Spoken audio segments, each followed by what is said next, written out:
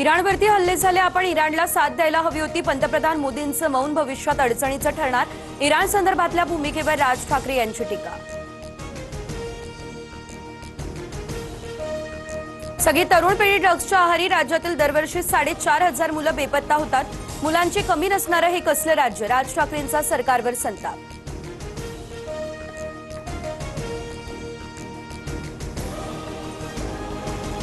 राज ठाकरेंकडून जनतेसाठी महाराष्ट्र नेक्स्ट या वेबसाईटची घोषणा. वेबसाईटवर तुमचे विचार मांडा.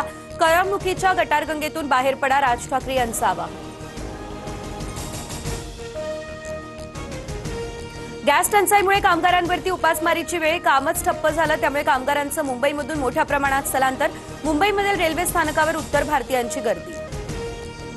एलपीजीचं पॅनिक बुकिंग करू नका, केंद्र सरकारचं नागरिकांना हे आवाहन. तर भारत 90% एलपीजी आणि 47% एलएनजी कतारमधून आयात करतो, केंद्राची माहिती. मोंदूबाबा अशोक खरात प्रकरणामध्ये एसआयटी चौकशीला वेग आला. तेजस्विनी सातपुते यांच्याकडून खरातची कसून चौकशी. नवे खुलासे होण्याचीही शक्यता. बोंधू खरातच्या 56 क्लिप प्रकरण समोर आल्यास महाराष्ट्र सरकार पडेल. संजय राऊतांच्या वक्तव्यानं खळबळ. राऊतांनी आधी स्वतःच्या पाटकर फाईलकडे पाहावं, बन यांचं प्रत्युत्तर. मुख्यमंत्री उपमुख्यमंत्र्यांनी तात्काळ चाकणकरांना पदमुक्त करावं, रुपाली पाटील यांची ही मागणी. तर खरात प्रकरणामध्ये चाकणकरांचा दोष नाही, मंत्री दत्ता भरणे यांच्याकडून पाठराखण.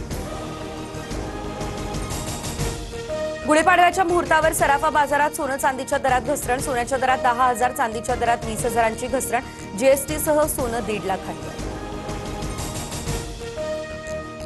राज्यभरात गारपिटीसह अवकाळी पावसाचा तडाखा. बीड, बुलढाणा, जळगाव, नाशिकसह अनेक जिल्ह्यांमध्ये पावसाच्या सरी.